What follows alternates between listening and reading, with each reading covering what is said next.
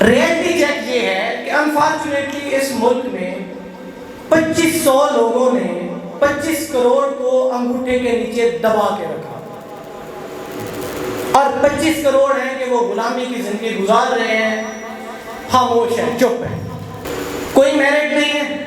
Merit کی دھجیاں اڑائی جا رہی ہیں۔ غریب کا بیٹا پڑھنے کا گھر جاتا ہے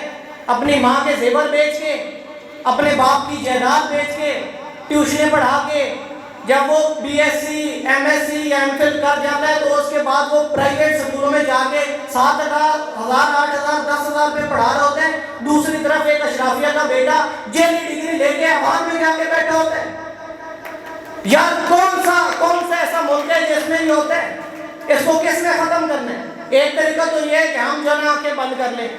دوسرا طریقہ یہ ہے کہ خدا میدان میں نکلے۔ میری آپ سب سے، خاص طور پر جو نوجوان بیٹھے ہیں، آپ سے درخواست ہے کہ یار اپنے لیے سب جیتے ہیں،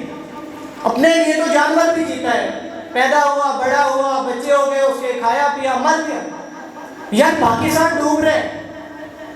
اسلام کے نظریے پہ بنا تھا، لا الہ کا نعرہ بھی بڑے جوش سے آپ لگا رہے تھے،